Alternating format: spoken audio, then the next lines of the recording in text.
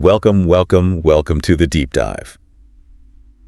Have you ever been mid-conversation, maybe watching a movie or just listening to someone speak English, and a phrase pops out that makes you pause? You hear, you think, what does that really mean? Or even better, why on earth do they say it that way? Happens all the time. If that sounds like you, then you are absolutely in the perfect place. Today, we're embarking on a linguistic deep dive, delving into a treasure trove of advanced English phrases and idioms. Yeah, the good stuff. Exactly. These are just obscure sayings you'll never hear. These are expressions you'll encounter in casual, everyday conversations. The kind that really make a difference. They're the kind that truly unlock a new level of understanding and make your English sound more natural. We've collected a rich array of common expressions, anecdotes, and insights to give you those essential aha moments. That's right. Our goal isn't simply to rattle off definitions because, well, you could get that from a dictionary, couldn't you? What we want to do is help you grasp the nuances, the precise contexts, and the deeper cultural insights that make these phrases so powerful. Think of it as a shortcut to sounding more natural, understanding native speakers better, and genuinely connecting the dots between words and their often surprising underlying meanings. It's about building a richer understanding of the language. Okay, so prepare for some genuinely surprising facts, plenty of relatable examples, some even from our own experiences, and just enough humor to keep you hooked. Hopefully. Our aim is to make you feel truly well-informed without feeling overwhelmed by, a mountain of information. Right. We're going to explore phrases that describe everything from your personal quirks to complex business scenarios, uncovering the hidden magic and subtle power of the English language. Let's unpack this. Let's do it. The building blocks of everyday connection, describing preferences, ideas, and relationships. So let's start with something we all experience. Yeah. The evolution of our tastes and preferences. The first phrase on our list is acquired taste. It's exactly what it sounds like, but with a fascinating twist. This phrase describes something you might initially dislike or maybe even find a bit strange, but with repeated exposure, you gradually learn to enjoy it. Yeah, what's truly compelling about acquired taste is how it speaks to the adaptability of our preferences, especially with things like food. Right, food's a big one.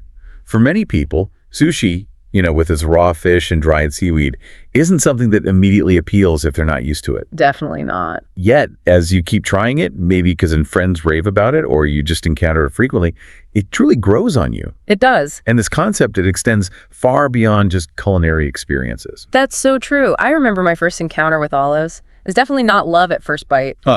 I can imagine. But over time, they became something I genuinely enjoy. And you're right, this applies to so many areas of life. A music genre that sounded like noise initially might become a favorite. Or a certain style of clothing, perhaps? Exactly. A style of clothing that felt completely alien at first could become your go-to. It's about patience and exposure, sort of allowing familiarity to slowly shift your preference. It really invites you to reflect. What are your acquired tastes? If you think about it, you'll likely find several things in your own life that this phrase perfectly captures. It's a nuanced way to acknowledge that preferences aren't always immediate or instinctual.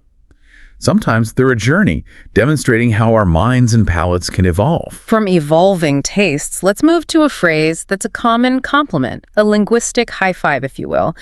Great minds think alike. Classic. This one is delightfully simple, yet so effective. It's what you say when two people, often quite casually, have the exact same idea or thought simultaneously, almost as if they were linked. Yeah, imagine this. You ask, what do you want for dinner? Okay. And both of you spontaneously blurt out, pizza. That's the perfect everyday scenario for great minds think alike. The phrase itself is subtly self-complimentary. It suggests, we're both so clever, we share brilliant minds. Right, a little pat on the back for both people. Exactly. While simultaneously extending that compliment to the other person for sharing your insightful thought, it's incredibly prevalent in American English because it's a quick, lighthearted way to acknowledge a shared moment of insight and connection. Yeah. It's a verbal nod of mutual admiration, really. It's a wonderful little moment of synchronicity, isn't it? And it makes you wonder if a similar idiom conveying that same feeling of shared simultaneous thought exists in your native language. That's a good question. That feeling of connection is truly universal. Moving on, we have a wonderfully informal and often humorous phrase. Googly eyes. Googly eyes, okay. This is what you say when someone is staring at another person they really like in a very loving, almost captivated and, well, slightly goofy way. Right, you'll hear this in classic scenarios, like someone asking, "Why are you making googly eyes at him?" Referring to a person looking at their crush. Totally. It immediately conjures a specific, almost cartoonish image, doesn't it? It does. But what's fascinating here is its dual application. Yeah. Beyond romantic adoration, googly eyes also literally describes those funny, often oversized, wobbling eyes you find on toys or cartoon characters. Oh, yeah, the craft supplies. Exactly. Yeah. So the same phrase can evoke completely different visual imagery, from starry-eyed affection to literal wobbly plastic eyes, yet it consistently maintains a playful and memorable quality. Huh. It's a phrase that brings a smile, whether it's describing a person or a toy. It's a fun phrase to say, and it definitely sticks with you. You'll absolutely know it when you see it in action. Now, for a more serious compliment, often given by an older, wiser person, to have a good head on one's shoulders. That's a really good one. This describes someone who consistently makes responsible, moral, and generally good decisions. It's a real vote of confidence in someone's character. Yeah, there's a story of a parent complimenting their teenager, saying she has a good head on her shoulders because she made responsible choices. This phrase immediately implies maturity and sound judgment. Right. And to contrast, someone who doesn't have this quality might simply be described as a bad influence, or maybe someone who often makes regrettable choices. That makes sense. The deeper significance here is how society values sound judgment and responsibility. As parents, for example, we naturally hope our children's friends possess this quality, Sure. ensuring they are surrounded by positive influences that encourage good decisions rather than leading them astray. It's a deep endorsement of character. It's a powerful and lasting compliment, truly. Shifting gears slightly, if you want absolutely no part of a person or a situation, you might say, to have nothing to do with the förmycket. Right, very direct. Yeah. This phrase clearly and emphatically expresses a strong desire for disassociation or non-involvement. It sounds quite final. It is. Its versatility is remarkable. You can apply it to people, as in, I want you to have nothing to do with them, because maybe they are a negative influence. Okay. Or you can apply it to abstract concepts like, I want to have nothing to do with that project if it seems problematic or unethical. It's a very direct way to convey a general disinclination for association with something negative or undesirable, leaving no room for misunderstanding about your boundaries. It's a clear statement of where you stand and what you will not tolerate. It's a clear statement of distance. And speaking of being close, but maybe not too close, how about to be right on someone's tail? This phrase means to be directly behind someone, whether physically or in a competitive sense. Like following a car. Exactly. Imagine following a friend to a new restaurant because you don't know the way. You might call out, "I'm right on your tail." That's a great literal use, but it also extends metaphorically. If you're chasing someone or almost caught up to them in a race, a business competition, or even academically, Gotcha. you're right on their tail, indicating you're gaining ground rapidly. It underscores that dual physical and metaphorical utility, signifying close pursuit and nearing a goal. Colors and their meanings, a spectrum of idioms. Okay, let's unpack this fascinating section on color idioms. It's incredible how much meaning we pack into a single color. First up, white as a ghost. Oh, yeah. Very visual. This idiom describes extreme paleness, usually due to sudden fright or maybe a serious sickness. Right. What's instantly recognizable about white as a ghost is its vivid imagery. Ghosts, in popular culture, are almost universally portrayed as white spectral figures, right? So the comparison is immediate. Makes sense. It powerfully conveys two primary states: extreme surprise or shock, like someone turning white as a ghost when they receive truly unexpected, maybe bad news. Okay. Or the imminent onset of illness, such as someone looking incredibly pale just before they vomit. Yeah. It's a powerful visual descriptor that tells you a person is either deeply shaken or really unwell. It really paints a picture, doesn't it? You know exactly how someone looks when they're described that way. Staying with white, we have white lie. This is a small, minor lie told specifically to avoid offending someone or hurting their feelings. It's often seen as a sort of harmless deception. Yeah. A classic example is when you decline an invitation by, say, feigning work, even if the truth is simply that you want to relax at home. We've all been there. Exactly. This phrase touches on a fascinating ethical dilemma. When is honesty truly the best policy? And when does kindness maybe take precedence? Good question. Some people believe any lie is inherently bad, regardless of intent. Others view white lies as a necessary social lubricant, a way to save stress of offending someone or avoid being too honest to the point of causing unnecessary discomfort. Right, that balance. Ultimately, the white lie reveals a fascinating cultural dance between absolute truth and social harmony, showing how language adapts to prioritize connection over strict factual reporting in everyday interactions. It's a subtle tool for managing social discomfort. It's that balance between absolute truth and social tact, a truly delicate dance that we all navigate. Still in the realm of let's talk about white-collar job and white-collar crime. These are two distinct but related terms. Right. A white-collar job refers to office or corporate work that typically doesn't involve manual labor or getting your hands dirty. Like desk jobs. Pretty much. It's generally associated with a professional setting, often requiring higher education. Think of bankers, lawyers, or marketing executives. Okay. In contrast, white-collar crime is a nonviolent financial offense committed through intellectual means rather than physical force. Like fraud. Exactly. Examples include stealing money through embezzlement, committing fraud, or cheating the system financially. The societal context here is interesting. The aspiration for white-collar jobs often reflects a cultural value placed on professional careers and intellectual pursuits, while white-collar crime highlights a different kind of transgression, one that abuses trust and systems rather than physical safety. It's interesting how those terms clearly delineate different sectors of work and types of crime, illustrating how deeply integrated these concepts are in our societal vocabulary. And speaking of delineation, let's dive into black and all its associated idioms. Indeed. Quite a few here. We have pitch black, which means extremely dark with absolutely no light at all, the kind of darkness where you literally cannot see your hand in front of your face. Like total darkness. Then black and blue describes severe bruising from an injury or assault, vividly depicting the discoloration of the skin. Okay. And blackout drunk is a negative state of extreme intoxication where someone drinks so much they won't remember anything from the evening, a complete memory lapse due to alcohol. Definitely not good. No, definitely not. And then there's black sheep. Ah, the black sheep of the family. Exactly. This idiom refers to someone who is distinctly different from their group or family, often perceived, at least in some way, negatively. For example, imagine an artist born into a very traditional family of lawyers and doctors. That's a perfect illustration. What's fascinating about black sheep is its nuance.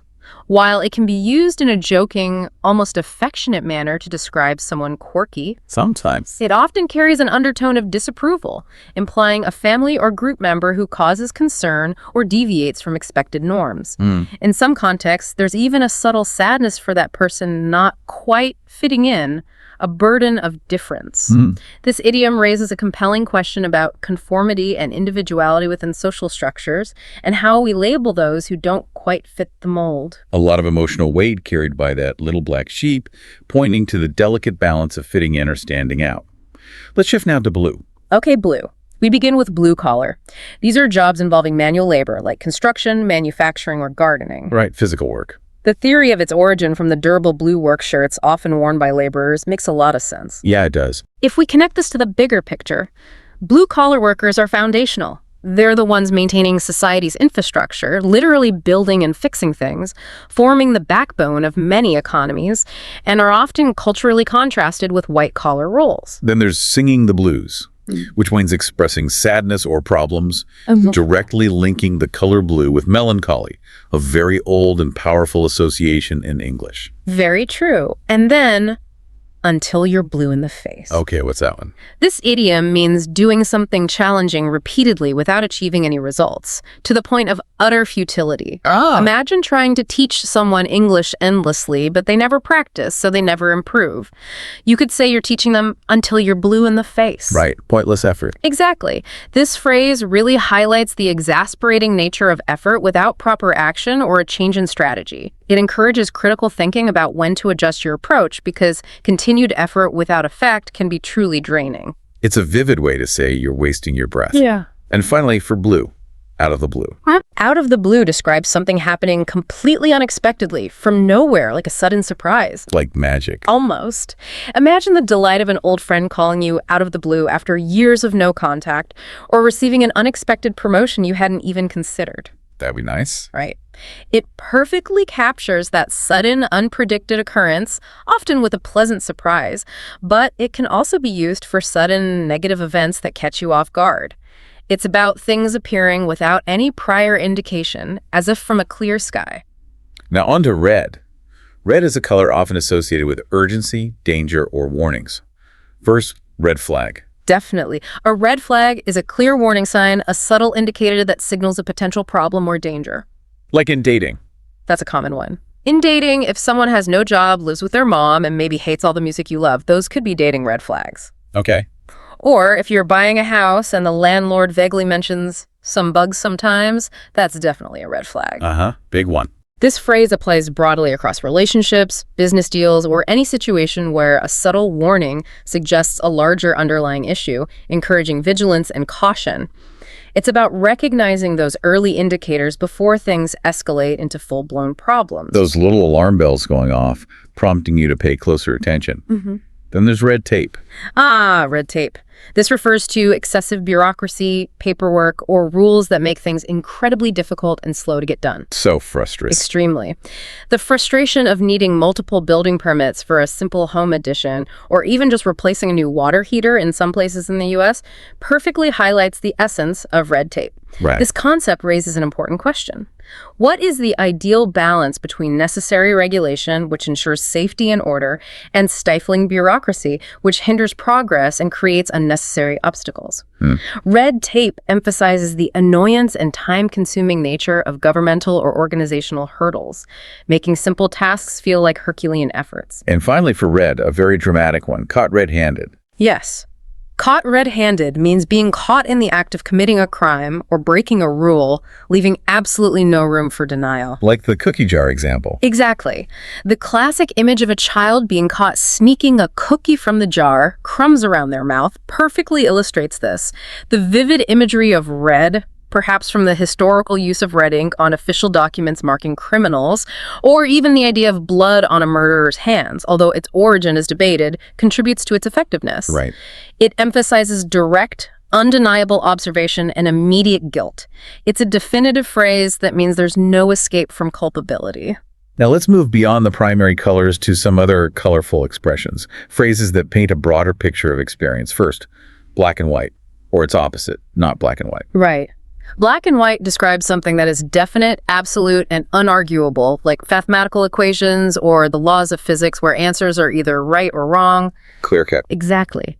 Conversely, not black and white signifies something open to interpretation, subjective, and nuanced, like judging a piece of literature or evaluating art. What's fascinating here is how this idiom distinguishes between objective truth and subjective interpretation, a fundamental concept that underpins so much of our understanding of the world. It's about recognizing where definitive answers exist versus where context and perspective are paramount. Closely related, and often used when things are not black and white, is the gray area. Yes, the gray area. It's a situation that isn't clearly right or wrong, legal or illegal, or where responsibilities are ambiguous. Like it works sometimes. Perfect example. Think about unclear job responsibilities at work when it's a gray area. Nobody is quite sure whose responsibility it is. This concept connects directly to not black and white, as it describes situations lacking clear rules or outcomes, often requiring negotiation, discretion, or simply a best guess. It's where the lines are blurred and certainty is hard to find. From ambiguity to optimism, let's find the silver lining. Always look for the silver lining. It's about finding the positive aspect, the hidden benefit, or the ray of hope in an otherwise negative or challenging situation. Like being sick but getting to watch movies all day. Exactly. Being sick might be awful, but the silver lining could be getting to spend the day watching movies. Or a rainy day can be disappointing, but the silver lining is that it helps your garden grow. Right. This phrase encourages you, the listener, to actively seek out positive outcomes in challenging situations, fostering a more optimistic and resilient outlook. It's a powerful reminder that even in adversity, there can be unforeseen benefits or lessons. And a very desirable color when it comes to opportunity. Yeah. A golden opportunity. Oh, yes, a golden opportunity.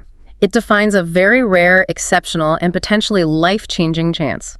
Think of it as a moment of immense value and potential. Like a dream job interview. Precisely. Examples include the unique chance to immigrate to a new country that offers significant advantages, or securing a job interview for a highly sought-after position that could define your career.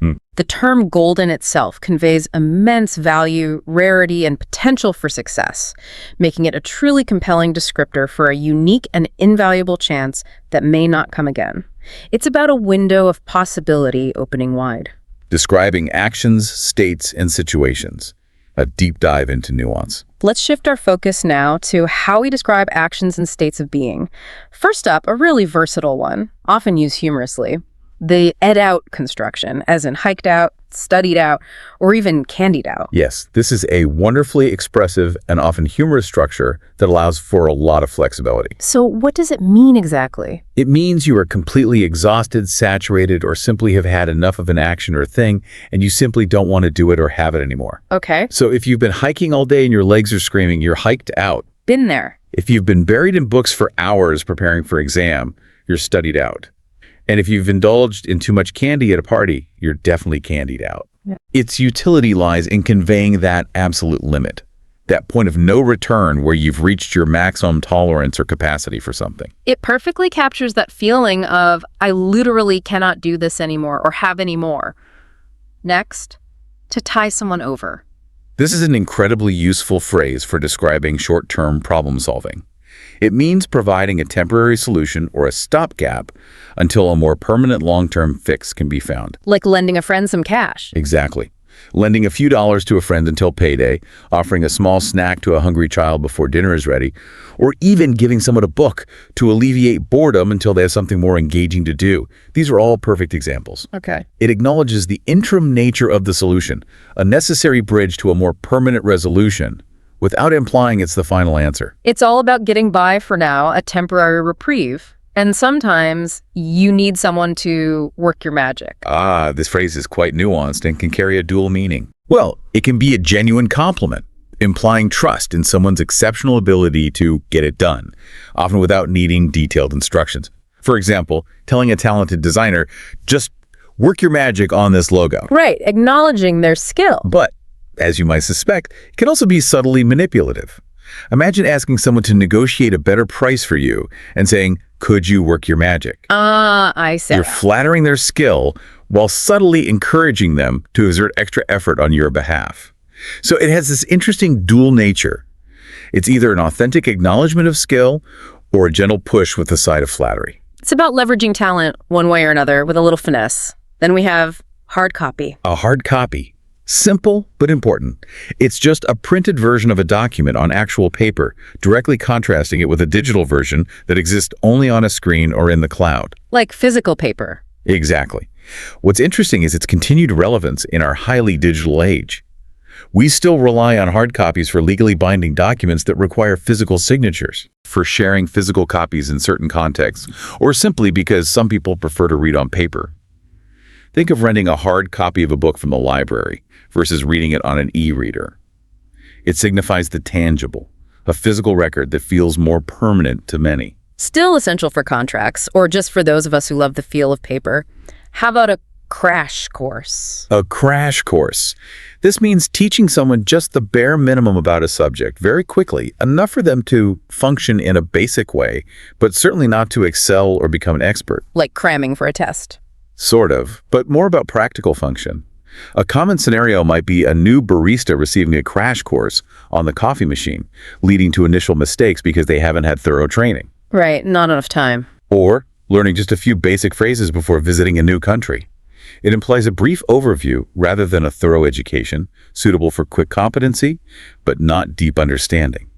It's about getting enough information to survive, not to thrive immediately. It's about getting by, not mastering the subject. And speaking of getting ahead, get a head start.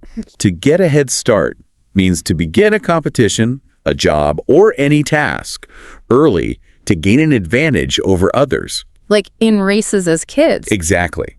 We all remember this from childhood races where someone would inevitably start just before the whistle blew. The concept is even enshrined in programs like the U.S. government's Head Start program, which provides early education to disadvantaged children. to give them a significant advantage before formal schooling. Interesting. This phrase applies across various domains, from sports to education to business, highlighting the strategic benefit of early preparation and initiative. It's all about that initial boost that sets you apart. And when someone goes out of their way for you, you might acknowledge that they go to the trouble. Yes, this is a wonderfully polite phrase used to express gratitude for someone making an effort or inconveniencing themselves on your behalf. Like thanking your grandma for cooking. Perfect example. Imagine telling your grandmother not to cook for you because you know it's a lot of work, but she does it anyway. You would then thank her for going to the trouble. It's used both in expressing sincere thankfulness for an effort made and sometimes in politely declining an offer if you believe it would truly inconvenience the other person. It showcases a thoughtful role in respectful social interactions, acknowledging the effort behind the gesture. A very thoughtful way to express appreciation and consideration. What about when information just doesn't seem to stick? Went in one ear and out the other. Yes. This is a humorous, though often incredibly frustrating way to say someone didn't listen or retain information you shared. It's a common scenario in many relationships, like a spouse feeling unheard about a recurring task. Totally. What's important to understand about this phrase is the emotional context. It's typically used when the speaker is feeling very frustrated or exasperated with the listener's lack of attention or compliance. It's not just a statement of fact, but a mild, often exasperated complaint about being ignored or not taken seriously. It's the audible sigh that often comes with the words. And speaking of things going unexpectedly, perhaps even spiraling a bit, one thing led to another. Yes, one thing led to another. This is a conversational phrase, meaning that a small initial action unexpectedly escalates into a series of related, often larger, activities or consequences. Like scrolling on your phone. Exactly. For instance, you might sit down to scroll through just a couple videos on your phone, and then one thing led to another and suddenly an hour has passed. Oops.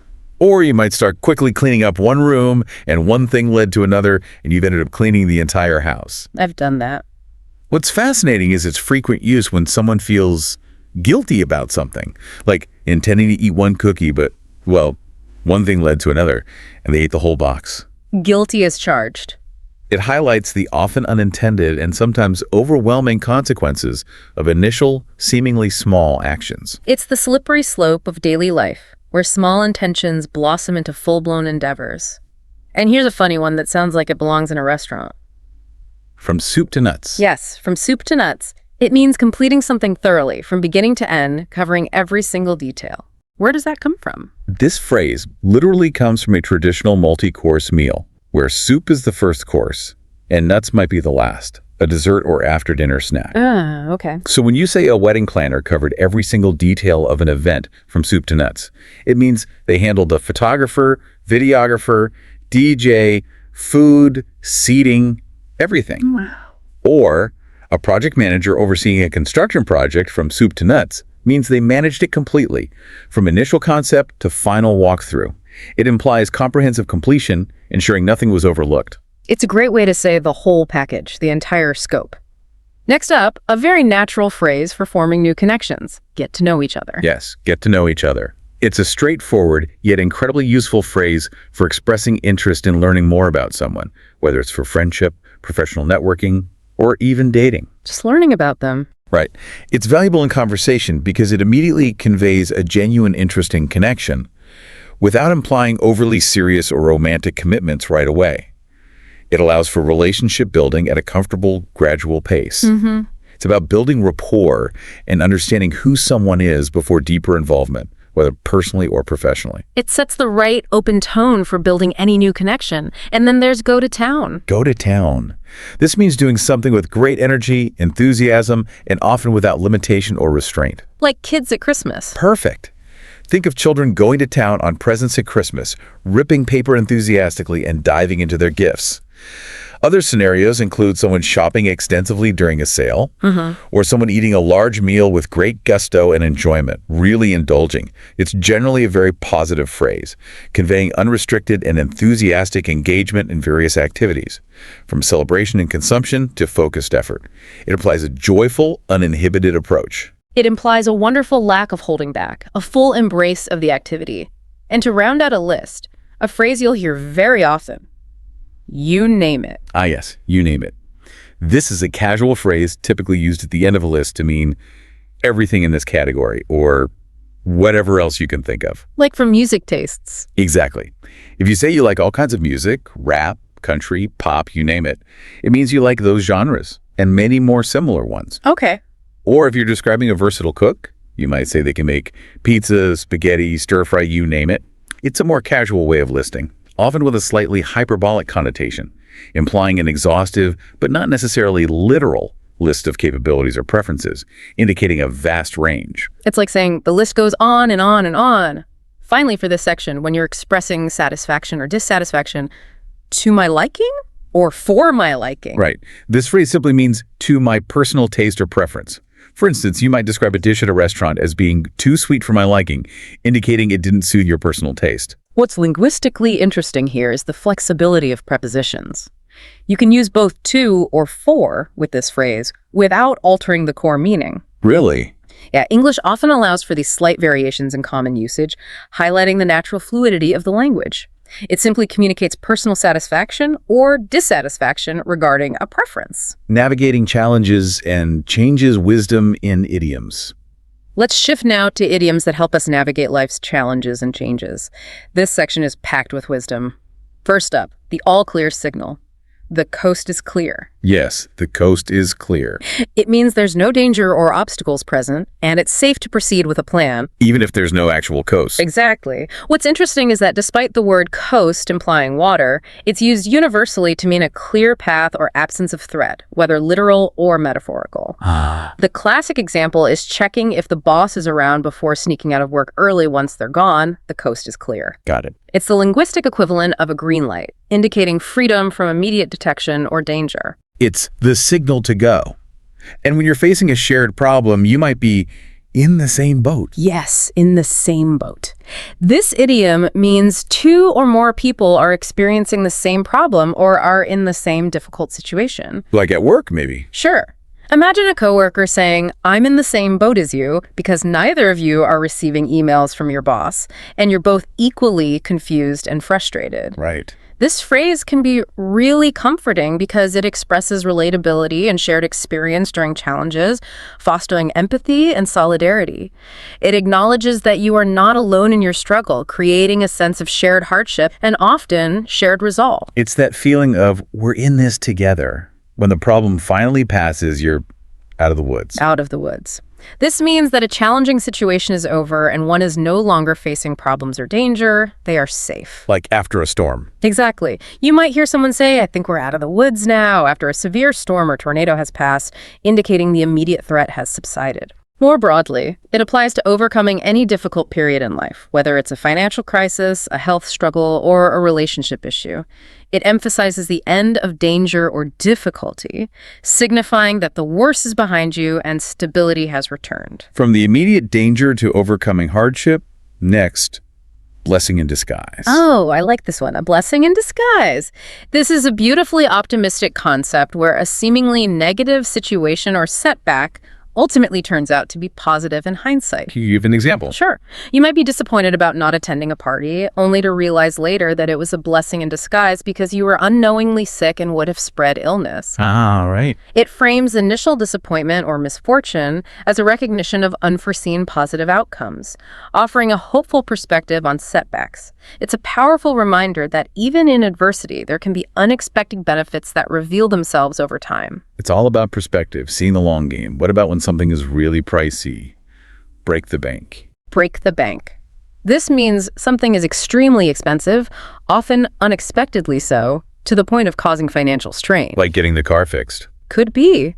Imagine getting your carpets professionally cleaned, expecting a moderate cost, only to find the bill kind of broke the bank.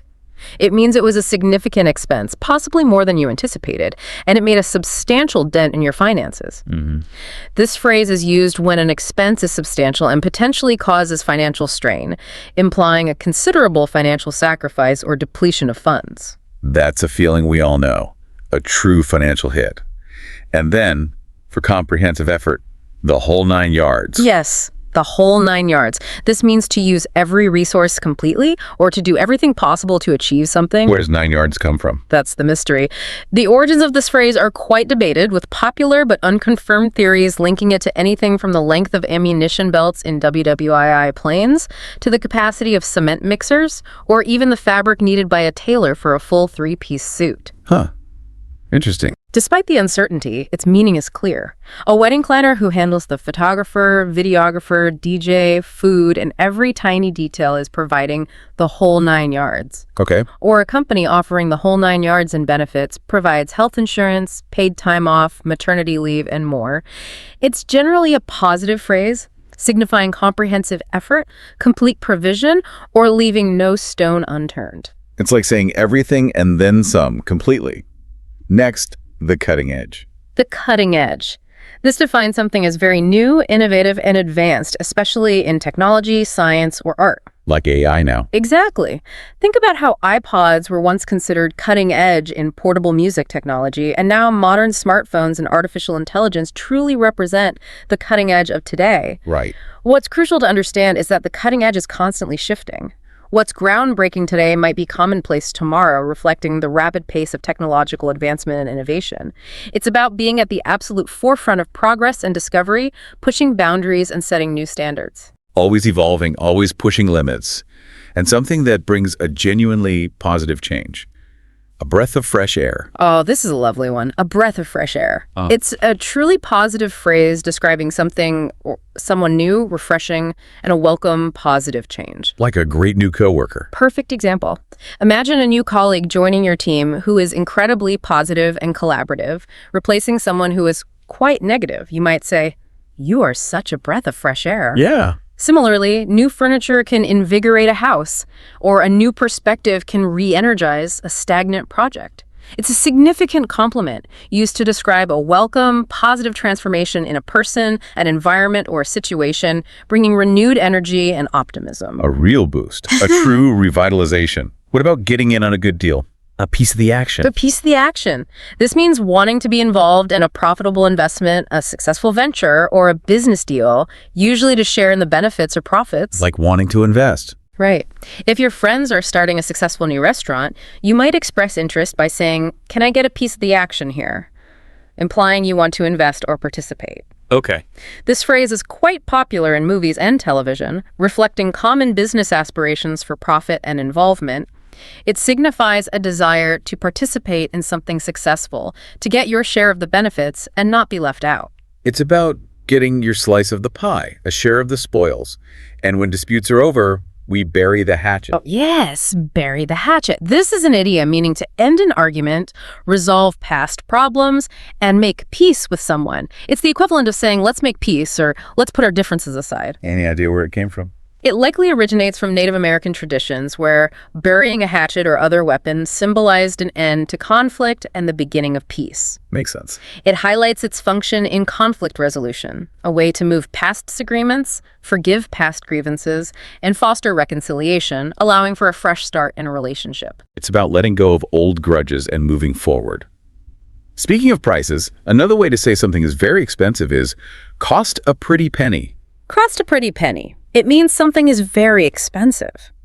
When you see someone with a really nice watch, a designer handbag, or exquisite shoes, you might remark, "Wow, that must have cost a pretty beauty." This is implying it was pricey. Exactly. It implies a significant expenditure. However, caution is advised when using this phrase. Depending on the context and your relationship with the person, it can sometimes be perceived as intrusive or a bit too direct, as it comments directly on someone's spending habits. Oh, right. It's best used with close friends or in situations where such comments are socially acceptable. Good to know. It's not always a compliment. Sometimes it can be a little nosy things. Now, cut and dry or cut and dried. Yes. This phrase means something is straightforward, predictable, with clear, unchanging rules, and not subjective. While both cut and dry and cut and dried are used, the latter is slightly more common. Can you give an example? Sure. A great way to understand this is by contrasting situations. MMA judging is not cut and dry because it involves subjective interpretation of various factors. Right, lots of opinions. But the rules of soccer are very cut and dry. More goals win. Handball is a clear penalty, no subjectivity involved. Okay.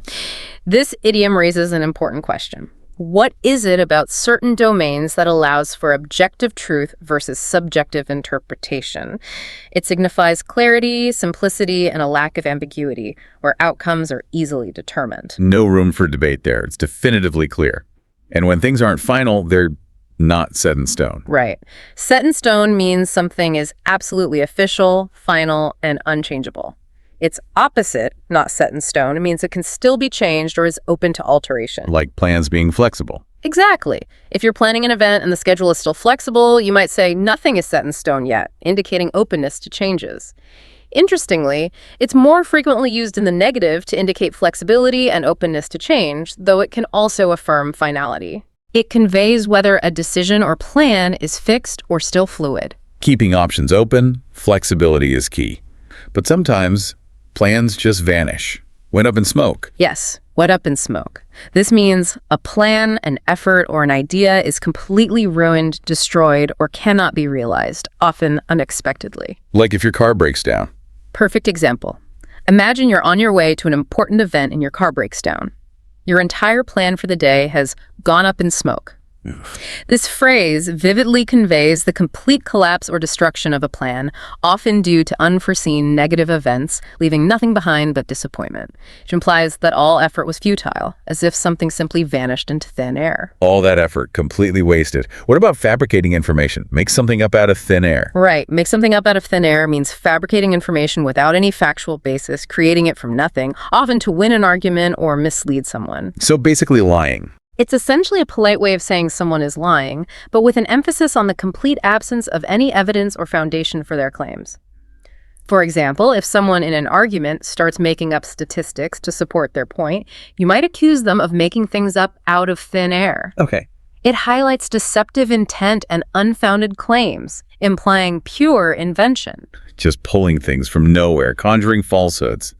But when you finally get something off your conscience, it's a weight off one's chest. Ah, such a relief. A weight off one's chest describes feeling emotionally lighter and profoundly relieved after confessing a burden, a secret, or something you did wrong. Like apologizing. Exactly. Yeah. Apologizing to a friend after a misunderstanding and feeling a significant guilt lifted is a perfect illustration.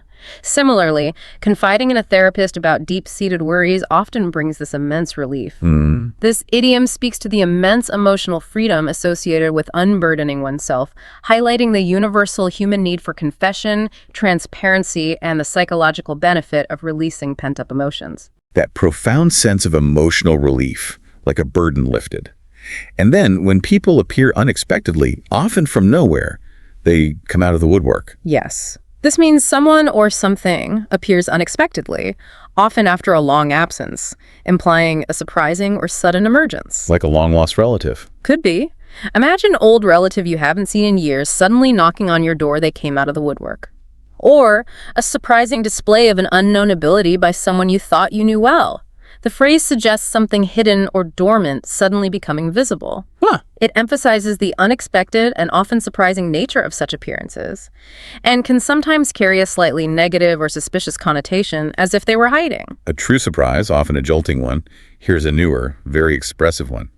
Ugly cry. Oh, the ugly cry. Yes, this is an informal phrase describing crying so intensely and emotionally that one looks, well, unattractive, letting out profound emotions without restraint. When would you use that? You might hear this used when something has gone really wrong in someone's life, or when a movie is so incredibly sad, it elicits a powerful, uncontrolled emotional release. Yeah, those really sad movies. Exactly. It captures a specific, intense form of emotional release, indicating profound sadness, overwhelming emotion, or a complete lack of composure, often with tears and snot. It's about letting it all out, without caring how you look. A full-on, raw emotional release. And when you want someone to elaborate on their expertise, you ask them to speak to that. Right. Speak to that means asking someone to provide more details, their opinions, or their expertise on a specific topic. Like in a meeting. Very common there. In a business meeting, if someone mentions financial projections, you might say, "Jeff, our numbers guy, can you please speak to that?" inviting him to elaborate on the financial details. Okay. It's widely used in both everyday and business English for politely requesting specific insights or elaboration from an expert or someone with direct knowledge. It's a way to invite someone to share their perspective or specialized information. Inviting expertise and a deeper explanation. When someone achieves something despite seemingly insurmountable difficulties, it's against all odds. Yes, against all odds. This means achieving something despite significant challenges, obstacles, or a very low probability of success. It's truly an awesome phrase for complimenting hard work and resilience. Like an underdog story. Exactly. Think of someone finishing a college degree despite severe financial difficulties and academic struggles, or an underdog sports team winning a championship against a much stronger opponent. Right. This phrase highlights triumph over adversity, showcasing the incredible power of perseverance and determination. It raises an important question. What is it about the human spirit that allows us to succeed against all odds, demonstrating such incredible resilience? It's the ultimate underdog story, inspiring and powerful. But sometimes efforts are just pointless. A wild goose chase. Yes, the wild goose chase. It's a humorous idiom for being sent on a pointless search, a futile effort, or a task with no chance of success. Like looking for keys you already have. Precisely. Imagine someone sending you to find keys, only for them to realize they had the keys in their own pocket all along. That's a classic wild goose chase. So frustrating. It perfectly illustrates the frustration and futility implied by the phrase. It often carries a comedic undertone, highlighting wasted effort and a sense of absurdity in the pursuit of something unattainable or non-existent. The ultimate in futility, making you feel a bit silly. And when something is truly incomprehensible, you just couldn't fathom it. Right. Couldn't fathom means an inability to truly understand something, even after deep thought or consideration, emphasizing disbelief or incomprehension. Stronger than just don't understand. Much stronger. It conveys a profound inability to grasp a situation, a decision, or a concept. For example, I cannot fathom why they would leave their kids with that babysitter. Conveys a strong sense of incredulity and deep concern beyond just simple not understanding. Okay. It's a very dramatic way of speaking, signaling intense disbelief and an inability to reconcile a situation with logic or reason. A very strong way to express disbelief and a total lack of comprehension. Now, for a classic economic concept that applies to daily life. No such thing as a free lunch. Yes. Tinstefel, as they sometimes say, no such thing as a free lunch, encapsulates a fundamental economic concept. Even if something appears free on the surface, there's always a cost, an opportunity cost, or a hidden catch. You hear that in economics class. You do. It's a foundational idea. For example, attending a free lunch still costs you your time, which could have been used for something else that's the opportunity cost. Right, time is money. Or a friend offering free help might implicitly expect a favor in return later. This phrase encourages critical thinking. Always ask, what's the catch? It's a reminder that resources are finite, and everything has a trade-off, highlighting the interconnectedness of costs and benefits. Always look for the hidden cost, the true price. And for those high-stakes, all-or-nothing moments, go for broke. Go for broke. This means betting everything on one situation or outcome, risking everything for a potential high reward or complete ruin. It's an all-or-nothing approach. Like in gambling. That's a classic example. Imagine investing all your money in a highly risky startup or betting all your savings on one team in gambling. It highlights the extreme states involved. Success could mean getting really rich, while failure means being broke, having absolutely no money left. Wow. It conveys a desperate, high-stakes gamble where the consequences are total success or total failure. High risk, high reward indeed. What about narrowly escaping a bad situation? Dodge a bullet. Yes, dodge a bullet. Yeah. This means to narrowly miss a mistake or to avoid a bad, dangerous, or undesirable situation by sheer luck or quick action. Like avoiding a bad job. Exactly. If you almost took a job at a company that later went out of business, you dodged a bullet. Or if you canceled plans with a friend who then turned out to have the flu, you also dodged a bullet. Phew. It conveys a strong sense of relief and good fortune associated with having successfully avoided a negative outcome that seemed imminent, a truly fortunate escape from trouble. A fortunate escape indeed. And when you want to be inviting and reassuring, you say, don't hesitate to reach out. Yes, this is a very polite and common phrase, meaning, Don't worry about asking for help or information. You see it in emails a lot. You do, especially in professional contexts, and hear it in conversations. When someone says, don't hesitate to reach out, or thank you so much for reaching out, it functions to reassure you that your inquiry is welcome, not a bother, and that they are available to assist. It fosters open communication and makes others feel comfortable seeking clarification or assistance. It effectively opens the door for communication. And if someone is truly missing, we use a common abbreviation, MIA. MIA. It's an acronym that stands for Missing in Action. From the military, right? Exactly. It originated as a military term for soldiers whose whereabouts could not be accounted for during wartime. However, it's also commonly used in a more casual, everyday context when someone's whereabouts are simply unknown. Like, where's Bob? Right. If you ask, where's Jennifer? And no one knows, someone might say, she's MIA. It implies you genuinely don't know where someone has gone, suggesting a perplexing absence rather than an intentional disappearance. When you have no idea where someone has disappeared to, and if you're not easily fooled, you might say, do you think I was born yesterday? Yes. This is a sarcastic and often snarky phrase that means, do you think I'm dumb or gullible? You can't trick me. So you're calling them out? Pretty much. If a friend tries to tell you an unbelievable story, like claiming they won the lottery but have no proof, you might respond with this phrase to express disbelief. It carries attitude and is distinctly sarcastic, often used to assert one's knowledge, intelligence, and resistance to being fooled.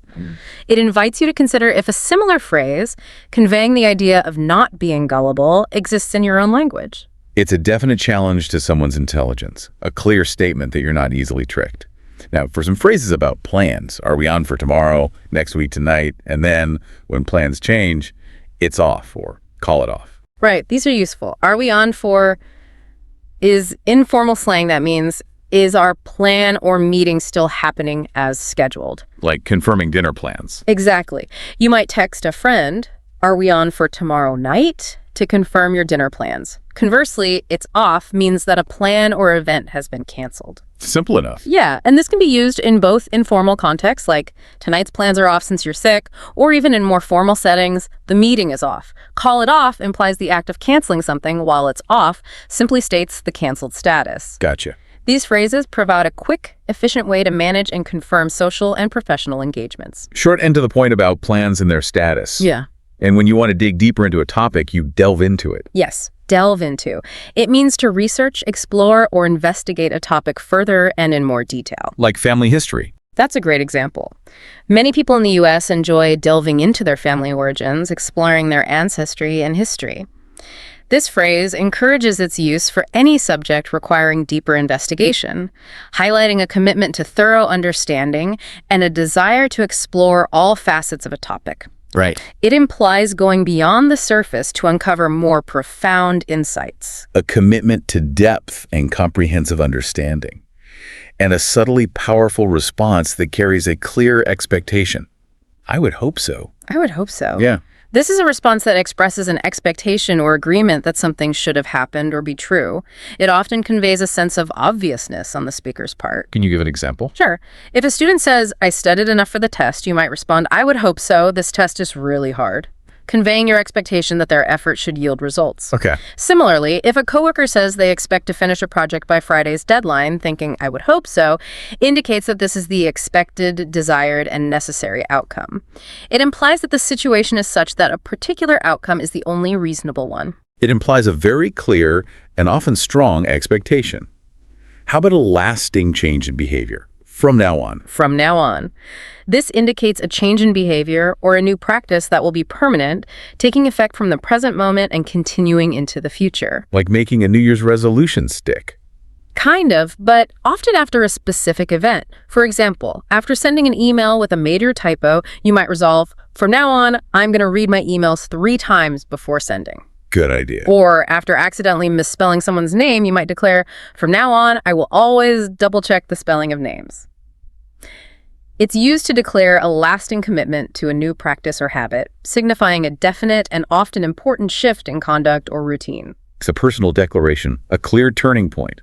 When you're overwhelmed with work, you might say you're swamped. Yes, swamped. This is a very common casual phrase meaning to have an overwhelming, unmanageable amount of work or tasks, leading to feelings of stress and being submerged. Like you're drowning in work. Exactly. If a friend invites you out and you have too much on your plate, you might decline by saying, "I am totally swamped with work right now."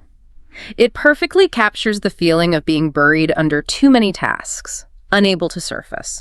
It's a highly relatable way to express being extremely busy and burdened, almost as if you're drowning in responsibilities. Feeling completely buried, unable to see the light, and when that frustration boils over, you're fed up with something or someone. Right. Fed up with means being intensely annoyed, frustrated, or exasperated with someone or something to the point of losing patience. Like being annoyed with traffic. B. Yeah. You might say you're fed up with the government if you're tired of their policies, or fed up with a friend who is always late. It conveys a strong level of exasperation and a desire for something to change, indicating that you have reached your limit of tolerance for a particular behavior or situation. Okay. It's a powerful statement of extreme annoyance and often impending action. That's a strong statement of annoyance, signifying a breaking point. What about when you've lost a skill you once had? Lose your touch. Lose your touch.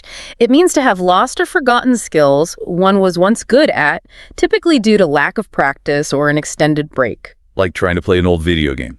Perfect example. Or imagine trying to shoot a basketball after a long hiatus and missing badly. You might exclaim, "Ugh, I've really lost my touch." Yeah. Conversely, you can compliment someone by saying, "You haven't lost your touch," if they remain skilled despite an absence, emphasizing their continued proficiency. It highlights the often unavoidable impact of time and lack of practice on one's abilities. It highlights the need for consistent practice to maintain skill. And sometimes you just need to cut to the chase. Yes, cut to the chase. Okay. This means to skip all the unnecessary details, stories, or introductions and get straight to the main point, often because you're in a hurry. But you said be careful with this one. Right. While it's efficient, it's important to use it with care because it could be really rude if not delivered appropriately. For example, if a coworker is telling a long story before getting to the help they need, you might gently say, "Just cut to the chase. What do you need?" Okay. It's a utility phrase for when time is limited and directness is necessary. It's for when time is truly precious and details are extraneous. What about good intentions with unintended bad outcomes? With the best intentions. Best intentions. This describes someone doing something with good motives, meaning they genuinely wanted to help or do something positive, but it resulted in an unhelpful, messy, or even negative outcome. Like a kid trying to help cook. Exactly. Think of a small child who decorates the walls with crayons, making a huge mess, but truly had the best intentions of making the house beautiful. This phrase highlights the disconnect between good motives and undesirable results, prompting reflection on unforeseen consequences that can arise even from noble aims. It's about acknowledging the intent, even if the result was a failure. The thought was there, but the execution, not so much. And when something serious is disrespected or treated lightly, you make a mockery of something or make a joke of something. Right. This phrase means treating a serious situation disrespectfully or not taking it seriously, often to the point of ruining it for others. Like goofing off in class. That's a clear example. A student joking around and disrupting a serious lesson is making a mockery of the learning environment. It carries a strong negative connotation, implying that someone is treating something important or sacred as trivial or funny, thereby conveying disrespect and undermining the intended gravity or purpose of the situation. It's about trivializing something that deserves solemnity. Treating something sacred or serious as a joke, which can be incredibly frustrating. But a definite compliment is being on the ball. Yes, on the ball is a strong compliment for someone who is always prepared, thinking ahead, attentive, and generally competent. Like someone super organized. Could be. Imagine a colleague who remembers everyone's birthday in advance or is always early and thoroughly prepared for meetings. They are on the ball. Where does it come from? Its origin comes from sports, particularly soccer, where staying literally on the ball means being in control and ready for action.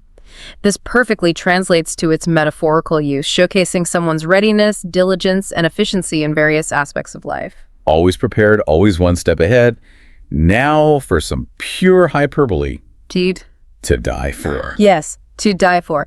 This is a hyperbolic, dramatic, and intensely emphatic way to say something is extremely good, delicious, desirable, or beautiful. Like amazing food. Definitely. You might hear someone exclaim, "Those chocolate brownies are to die for," meaning they are incredibly tasty. Or, "Kim Kardashian has clothes to die for," implying they are exquisitely fashionable and desirable. Okay. This idiom showcases how American English speakers often use such dramatic language, not with literal meaning, but solely for emphasis and to convey intense appreciation, excitement, or desirability. It's an expression of ultimate admiration. It's all about that extreme praise, taking enjoyment to the next level. But sometimes you're just not present mentally. Space out or spacey. Right. Space out means to daydream, become distracted, or lose focus, often for a brief period, causing a temporary mental disengagement. Spacey is the adjective describing someone prone to this. Like zoning out. Exactly. For example, a receptionist might space out while looking at their computer screen, or it can be dangerous to space out while driving. Yeah, definitely. While often harmless, like a brief daydream, it can imply a lack of focus that is undesirable in certain contexts, pointing to a temporary mental disconnect or cloudiness. A wandering mind, sometimes harmless, sometimes dangerous, and a big life decision that feels like a leap. Yeah. Take the plunge. Yes, take the plunge. This is an idiom meaning to take a significant risk, make a serious commitment, or embark on a major life decision. Like getting married. That's a very common use. It's commonly used for couples thinking about getting married or someone quitting a stable 9-to-5 job to start their own business. Right. Its literal meaning, of course, is jumping into water. This perfectly connects to its metaphorical application in life's big, uncertain decisions, signifying a bold leap into the unknown, a moment of courage and profound commitment. A big leap of faith. A moment of profound commitment. For something less intimidating, more experimental. Give it a whirl. Give it a whirl. Yeah. This means to try something new, even if you are unfamiliar with it, don't know how to do it, or are unskilled. It's a casual invitation to experiment. Like trying a new hobby. Exactly. If someone suggests you try playing chess or skiing for the first time, you might say, "Sure, I'll give it a whirl." It emphasizes a low-pressure experimental nature, encouraging trying new things without the immediate fear of failure or expectation of mastery. Right. It's simply an invitation to explore and experience something new. Just try it. No pressure.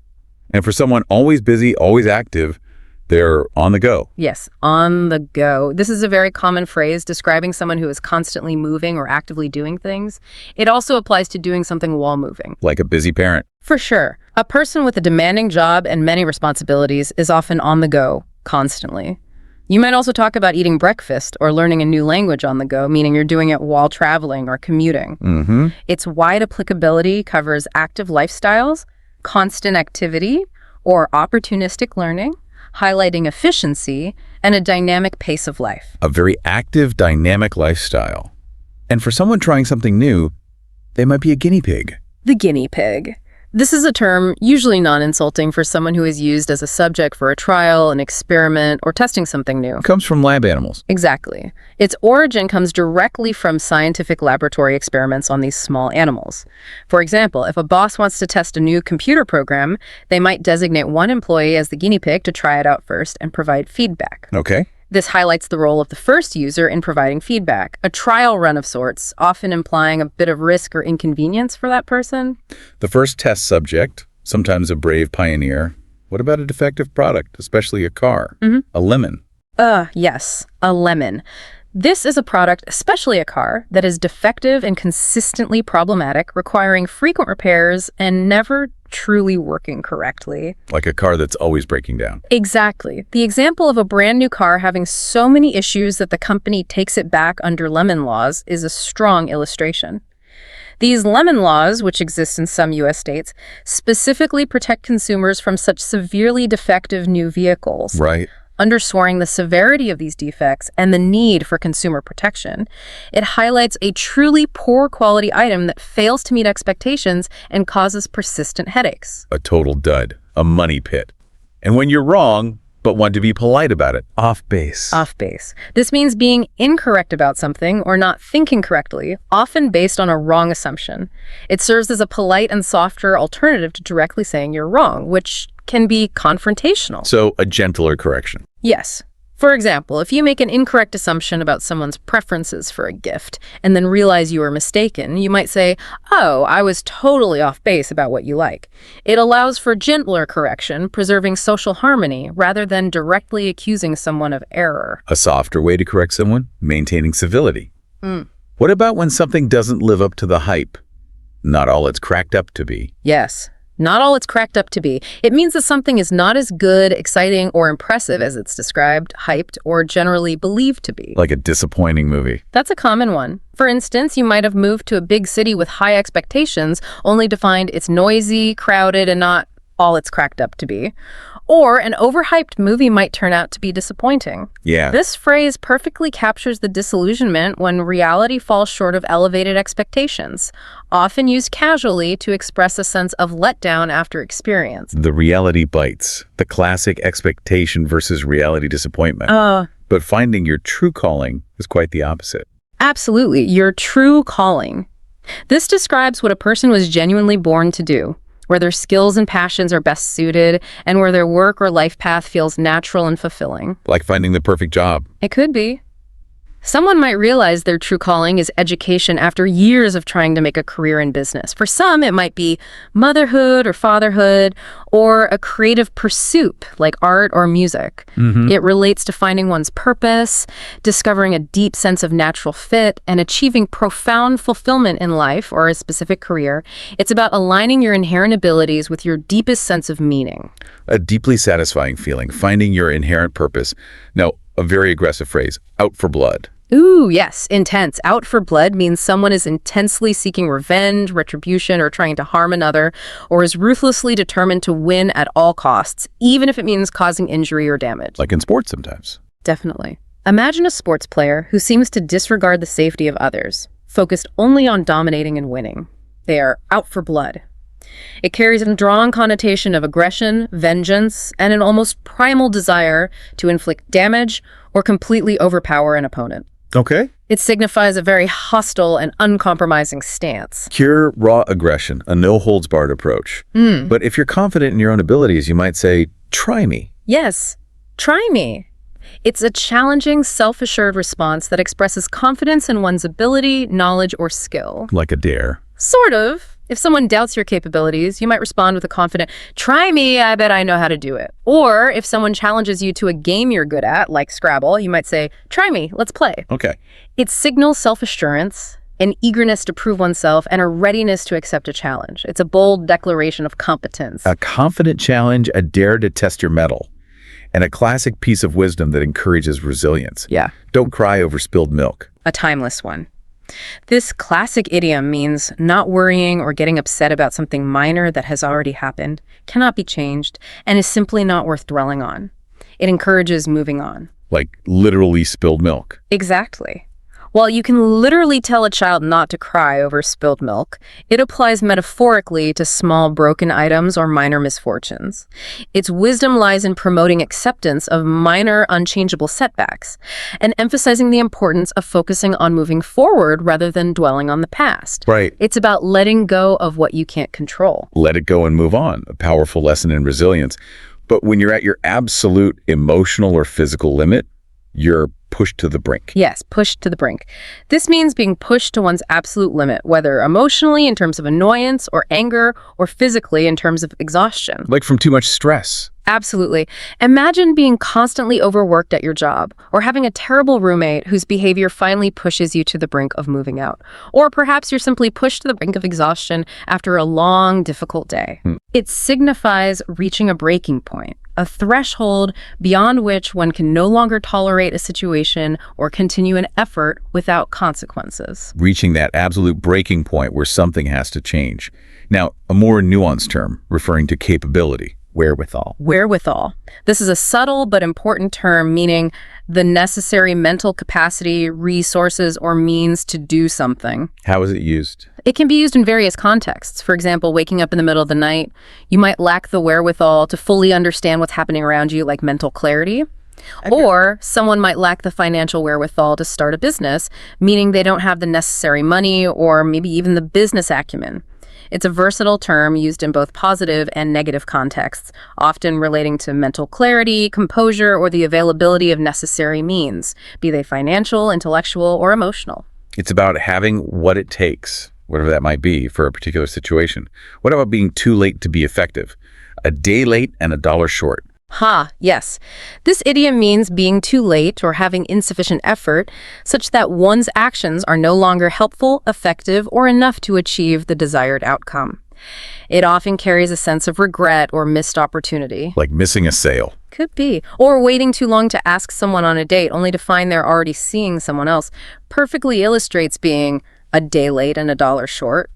It frequently carries a comedic or playful usage, a lighthearted lament for a missed opportunity due to poor timing or insufficient effort, highlighting that the moment has passed. Missed opportunities, often with a humorous sigh. When someone earns favor or positive perception, they get brownie points. Brownie points. Yes, these are imaginary points gained by doing something nice, extra, or commendable to earn favor, approval, or a positive perception from someone, often a superior or a loved one. Like sucking up to the boss. It can be used that way sometimes, maybe slightly cynically, but also helping an older neighbor with their groceries or finishing a work project early to impress a boss are classic examples of earning brownie points. It reflects an informal social economy of doing good deeds to gain approval or appreciation, even if no literal reward exists, highlighting how small actions can build goodwill and positive standing. Earning goodwill, stacking up those imaginary favors. What about making a big fuss over nothing? To make a federal case out of something. Yes, that's a great one. This humorous idiom means to make a disproportionately big deal, an excessive fuss, or an overly dramatic issue out of a minor problem. Why federal? The humor comes from the fact that federal crimes in the U.S. often carry much harsher penalties, even for seemingly minor offenses like damaging federal property, like a mailbox. So if children are fighting over a pencil and it escalates, a parent might exasperatedly tell them, "Don't make such a federal case out of this." No. It's used to express annoyance at an overreaction, effectively minimizing the perceived importance of the issue by comparing it to something far more serious. Don't escalate a small thing into a huge ordeal. Next, push the envelope. Push the envelope. This means going beyond established boundaries, being innovative, taking risks, or challenging conventions to discover what's possible. Like inventors or artists. Exactly. Think of someone like Lady Gaga, whose meat dress at an awards show definitely pushed the envelope of fashion. Or visionary figures like Steve Jobs or Elon Musk, who continually push the envelope of technology with their groundbreaking innovation. Right. This phrase champions creativity, boundary breaking, and transformative thinking in various fields, indicating a desire to explore limits and redefine what's considered possible or acceptable. Always innovating, always challenging the status quo. And a very specific driving term that you'll hear often, gun it. Gun it. Yes, this is a slang term, primarily used for driving, meaning to accelerate as fast as possible by pressing the gas pedal aggressively to the floor. Only for driving. Pretty much. It's almost exclusively applied to vehicles and not, for example, to a person running. When someone says gun it in a car, they mean to go full throttle, demanding maximum speed immediately. It has a direct, forceful connotation for accelerating rapidly, indicating a sudden and powerful burst of speed. Floor it. Full speed ahead. When someone's criticizing indirectly or passive-aggressively, they're throwing shade. Yes, throwing shade. This is a slang term meaning to criticize someone harshly, often passive-aggressively, subtly, or indirectly, rather than with direct confrontation. Like making sly comments. Exactly. Imagine a friend making passive-aggressive comments about another absent friend, like, "Becky always does this," implying a fault without directly stating it to Becky. This phrase describes veiled criticism and its role in social tension. You might also hear someone tell another to stop throwing shade, to directly confront this behavior and demand clarity or politeness. It's about a nuanced, often indirect form of social criticism. The art of indirect criticism, which can be quite potent. What about easy opportunities that just appear? Fell into your lap. Fell into your lap. This describes an opportunity or benefit that comes easily without significant effort or active pursuit on your part. Like finding money. Could be. Or if a friend suddenly offers you free concert tickets because they can no longer go, those tickets fell into your lap. While generally positive for the recipient, This phrase can sometimes carry a subtle connotation that the person didn't actually work for or earn the benefit, implying unearned good fortune, though it's usually used neutrally or positively. Gotcha. It's about unexpected, effortless gains. Easy come, easy go, a fortunate turn of events. And for spending a whole day doing one particular thing, sleep red clean the day away. Yes, this is a flexible phrase that means to spend the entire day engaged in one specific activity, often to the exclusion of others, sometimes unintentionally. Like getting lost in a book. Exactly. You might literally sleep the day away by sleeping too late, or get so lost in a book that you read the day away. Similarly, you might start cleaning and find yourself so engrossed that you clean the day away. Yeah. It vividly conveys an activity consuming a significant portion, or even the entirety, of one's day, highlighting how easily time can be absorbed by a singular focus. Where did the day go? It simply vanished into that one activity. Yeah. When you're mildly annoyed, a very common exclamation is, "For crying out loud." Oh yeah, for crying out loud. It's a mild exclamation of annoyance, surprise, or frustration, often used as an alternative to stronger, more offensive language. Like when you stub your toe. Could be, or you might use it to express frustration at a very slow driver in front of you, or surprise at how much food prices have risen recently. It serves as an everyday, acceptable outlet for mild exasperation, a way to voice your feelings without resorting to profanity. It's a common, almost universal expression of impatience or disbelief. A common, acceptable exclamation of mild frustration, and doing too much of anything is to overdo it, or don't overdo it. Right, overdo it means doing something excessively to an extreme or too much, often with negative consequences. Like eating too much candy. That's a perfect example. Children might overdo it with candy and get a stomachache. Spending too much time on screens is overdoing it, or adding too much spice to food is definitely overdoing it. Okay. The phrase, "don't overdo it," is commonly used as a warning against excess, promoting moderation and caution against taking something to an unhealthy or counterproductive extreme. Everything in moderation. A good life lesson. When a joke just doesn't land and you don't get it, you've missed the joke. Yes, miss the joke. It means simply not understanding why something was funny, or why a particular statement was meant as a joke. Like when everyone else laughs. Exactly. If everyone else is laughing at something and you're not, you might ask, "What's so funny? I think I missed the joke." This idiom highlights a moment of miscommunication or a lack of shared context and humor where you failed to grasp the intended comedic element. It's about being out of sync with the humor of a situation. A moment of confusion, a slight disconnect in the comedic timing. And when expectations are incredibly high for a new person, they have big shoes to fill. Oh yeah, big shoes to fill. This means there are exceptionally high expectations for someone stepping into a new role or position, primarily because their predecessor was outstandingly successful or highly skilled. Like replacing a star employee. Precisely. A new employee taking over from someone who is incredibly efficient and beloved will have big shoes to fill. Or a new sports coach following a championship-winning predecessor. Right. This phrase perfectly illustrates the inherent pressure and challenge associated with living up to a very high standard set by previous performance. It's a significant burden of expectation. A lot of pressure, a very high bar set by the past. And for those who can't make up their mind, who are indecisive, wishy-washy, or can't make up one's mind. Yes. These phrases both describe someone who is indecisive, changes their mind frequently, or cannot be firm about something. Wishy-washy often carries a more negative connotation, especially when criticizing politicians or leaders who constantly change their stance. So wishy-washy is stronger.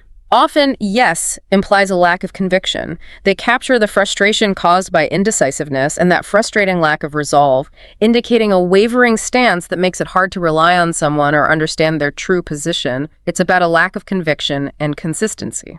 That frustrating lack of decisiveness. The opposite, of course, is to stick to something. Right. Stick to something means being committed to a goal, a decision, or a promise, not quitting, giving up, or changing one's mind. Like sticking to a diet. Exactly.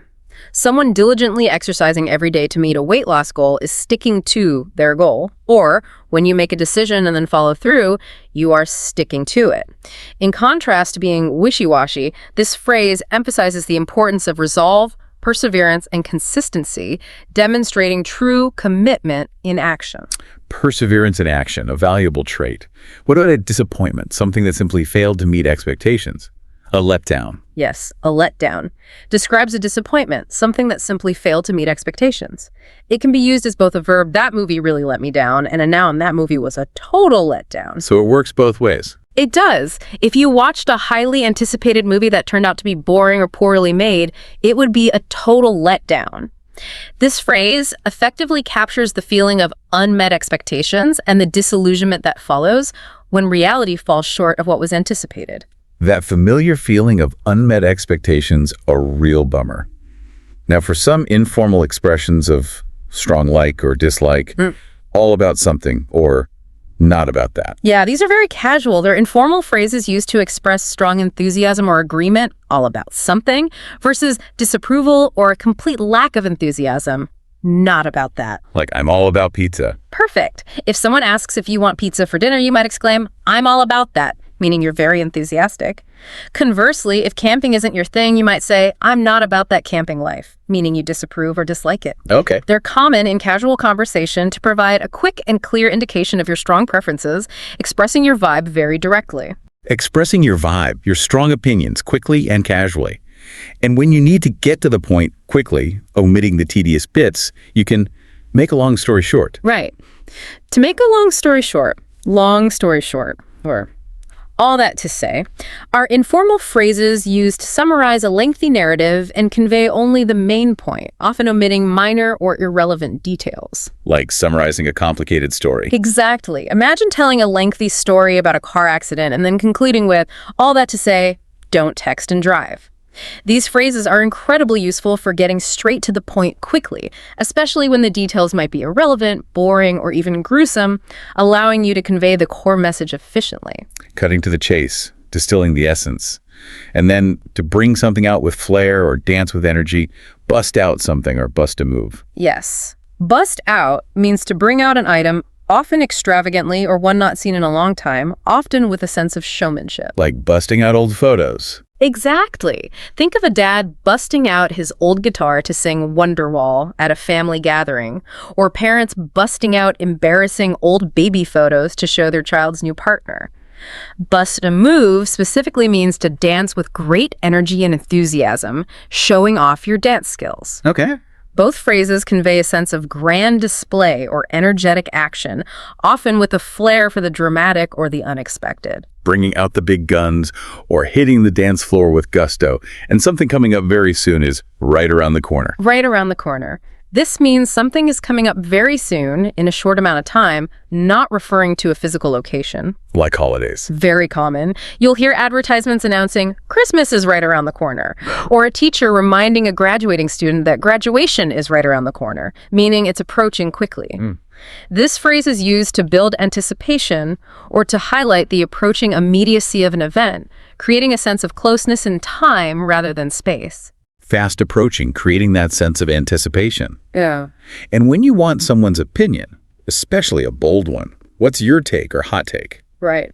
What's your take is a straightforward way to ask for someone's opinion or perspective on a topic. A hot take, on the other hand, refers to a controversial, original, or often provocative opinion that is delivered quickly and with strong conviction. You hear hot take a lot now. You do. It's popular in podcasts, sports commentary, and even business settings when a bold opinion is solicited.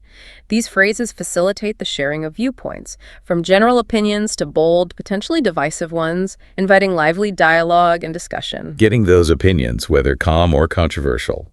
And a word of caution when someone is getting ahead of themselves. Yeah. Don't get ahead of yourself. Yes, don't get ahead of yourself. It's a cautionary phrase advising against being overly confident, planning too far in advance, or making assumptions when outcomes are still uncertain. Like planning marriage on a first date. Exactly. That's definitely getting ahead of yourself. Or a new employee on their first day aspiring to be the boss next week.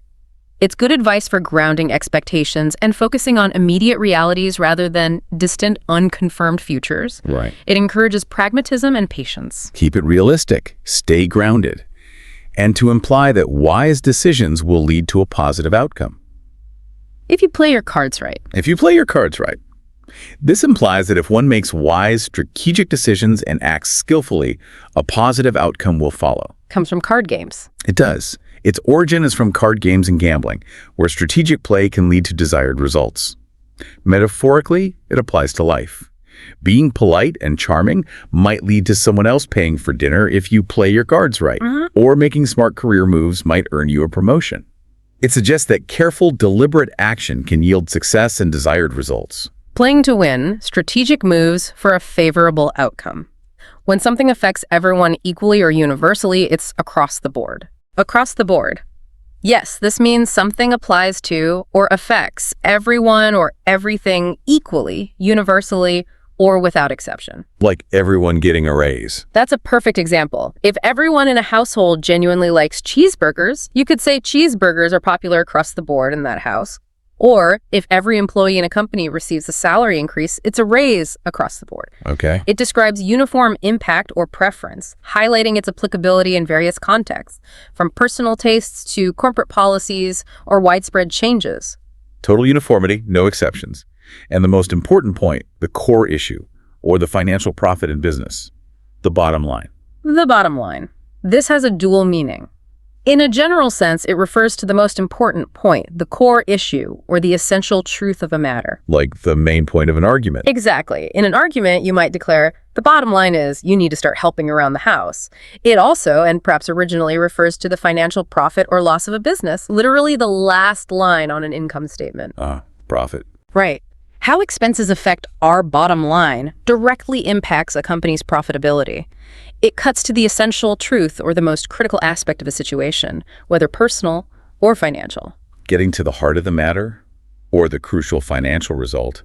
And when urgency is paramount, time is of the essence. Time is of the essence. This is a powerful phrase indicating that time is critical, limited, and something needs to be done quickly without delay. You see this in formal contexts. Often, yes. It's frequently used politely in business emails, for example. Please complete this report as soon as possible, as time is of the essence. This phrase is vital in situations where every second counts, such as emergency response for firefighters or in a medical emergency. Right. It effectively conveys the critical importance of speed and immediate action, emphasizing that delays will have significant consequences. Urgency, clearly conveyed and deeply felt. And when you've reached your absolute limit and you want something to stop, enough is enough. Yes, enough is enough. It's a firm declaration that a particular behavior, situation, or condition must cease due to extreme frustration, intolerance, or having reached a breaking point. Like when kids are fighting too much. Exactly. If children are constantly fighting, a parent might finally declare, enough is enough, stop fighting right now. Or after a particularly long and snowy winter, people might collectively feel, enough is enough, we need spring. Definitely feel that sometimes. It signifies reaching a limit of tolerance and the urgent need for immediate cessation of an undesirable condition, a definitive statement of finality. Drawing a line in the sand, demanding a stop to something intolerable. And when you ask questions very quickly, often without expecting detailed responses, it's rapid fire. Rapid fire.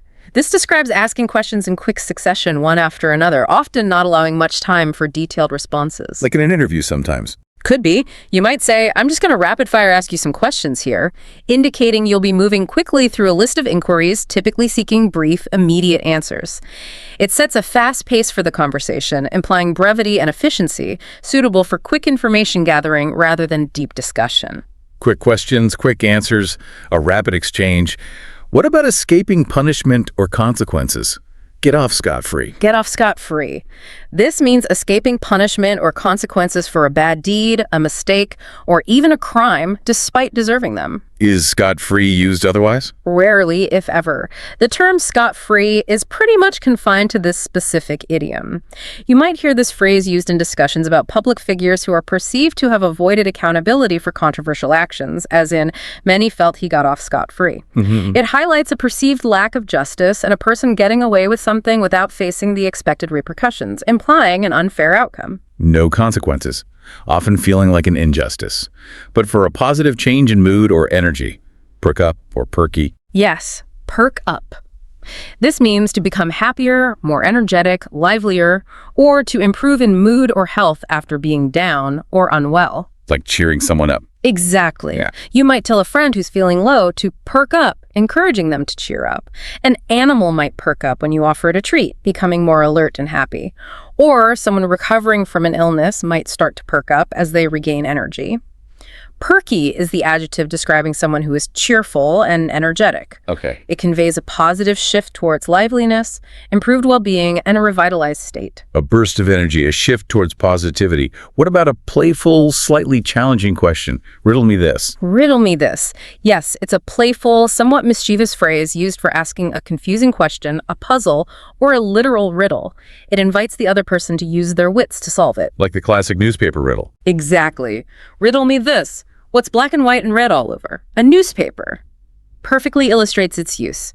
It's a fun way to engage someone's mind, set up a puzzle, or simply add a lighthearted, challenging tone to a question, often hinting at a clever answer. A fun challenge. Little mental puzzle. But too many questions. Especially aggressive ones. And you might feel like you're being given the third degree. Oh yes, give me the third degree. This means asking someone many questions aggressively, intensely, or demanding too much information, often in an interrogative manner. Why third degree? The phrase likely connects to third-degree burns, which are the most severe, implying intense pressure and discomfort.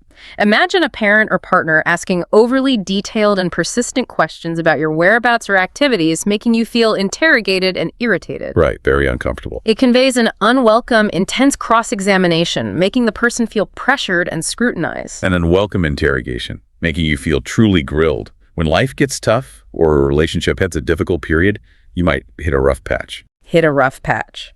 This means experiencing a difficult, challenging, or unstable period of time in life or a relationship. Like a temporary problem. Generally, yes.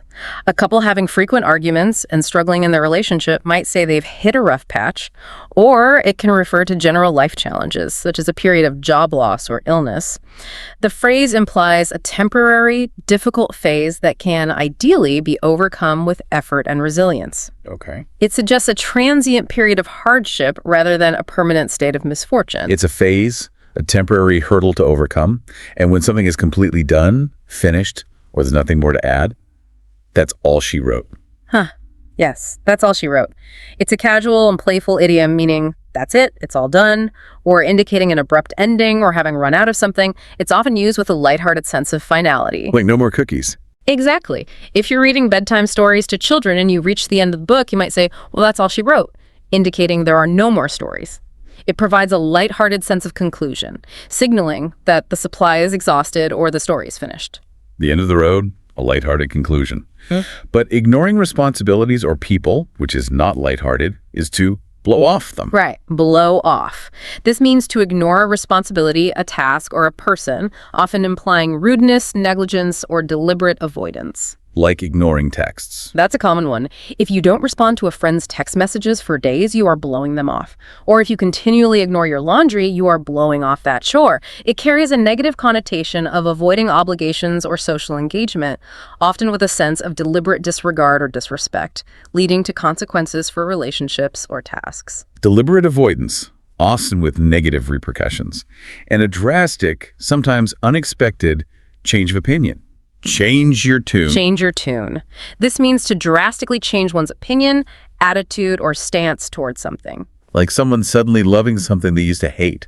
Exactly. Imagine a friend who has always hated weddings and complained about attending them, but then suddenly gets engaged and becomes incredibly excited about planning their own wedding.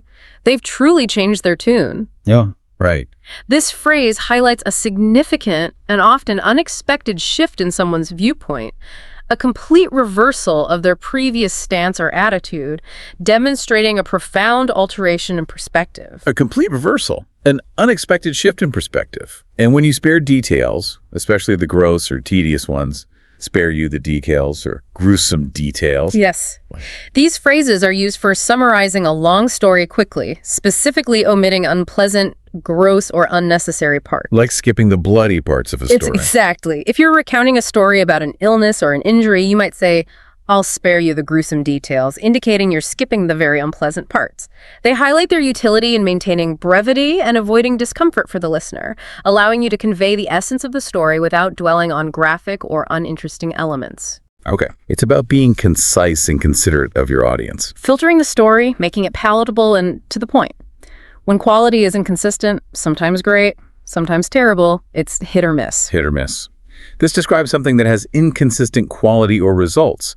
Sometimes it's very good, a hit, And sometimes it's very bad, a miss. Like a restaurant, maybe? Perfect example. Yeah. A restaurant with food quality that varies wildly from one visit to the next is hit or miss. Or the fruit at a certain grocery store might be hit or miss in terms of freshness. It emphasizes a lack of reliable quality, making results unpredictable and varying widely, so you never quite know what you're going to get. Unpredictable quality, a real gamble sometimes. And when something isn't a big deal, or you want to reassure someone about a minor indulgence, it's not a crime. Yes, it's not a crime. It's a playful, often reassuring way to tell someone that something isn't bad or a big deal, often encouraging them to do something they might be hesitant about due to perceived guilt or social norms. Like having dessert. Exactly. For example, if someone can't decide between chocolate and vanilla cake, you might say, go ahead, have both. It's not a crime to enjoy yourself. It functions to alleviate perceived guilt or hesitation, making something seem perfectly acceptable and harmless, even if it's a slight indulgence. Giving permission, reassuring that it's perfectly fine, and understanding implied meanings, things that aren't explicitly stated. Read between the lines. Read between the lines. This means to understand something that is implied or unstated, usually by inferring meaning from context, subtle cues, or non-verbal communication. Like figuring out what someone really means. Precisely. For instance, if a friend says they are just window shopping and you know they've been struggling financially, you might read between the lines to understand they are low on money, even though they didn't explicitly say it. Oh, okay. It involves inferring deeper meanings from indirect communication, requiring careful observation and interpretation to grasp the full picture. Figuring out the unspoken truths, a vital skill in nuanced communication. And when two things naturally pair together, or are closely associated, go hand in hand. Yes, go hand in hand. It means two things pair together very nicely, are closely associated, or often occur together in a natural, almost causal relationship. Like peanut butter and jelly. That's a classic pairing, yes. Or daily English practice and speaking like a native English speaker go hand in hand because consistent practice is directly and inherently linked to achieving fluency. Okay. Similarly, good communication and a strong relationship go hand in hand. It suggests a strong, natural connection, a cause and effect relationship, or a fundamental compatibility between two elements. A natural pairing where one supports the other.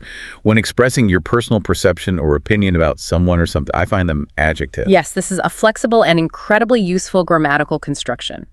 To find plus object plus adjective. It means to perceive someone or something in a certain way or to hold a particular opinion about them. So just stating your opinion. Exactly. For instance, I find them funny means you perceive them as humorous. Or I don't find her talented means that's your subjective judgment of her abilities. And I find this enjoyable expresses your personal experience. Okay. It allows you to express personal perception and subjective judgment clearly and concisely, making it a valuable phrase for sharing your opinions and observations. Your personal take, clearly stated. And when you're super excited and eagerly anticipating a future event, cannot wait for the day. Yes, cannot wait for the day. It means being extremely excited and eagerly anticipating a future event. It conveys intense longing and enthusiasm, like eagerly awaiting graduation or a long-planned vacation. Pure excitement. Usually. However, it's fascinating how this phrase can also be used with a contrasting, almost sarcastic tone. Really? How? For example, you might say, I cannot wait for the day when you have kids crying in public so you understand what it's like. Ooh, sharp. Right. This darker usage expresses frustration and a wish for someone else to experience a negative situation so they gain empathy. This duality raises an important question about empathy and shared experience, showing how the same words can carry profoundly different emotional weight based on context. Anticipation, positive or negative, depending on the context, and a hidden surprise or subtle reference. An Easter egg. Yes, Easter eggs.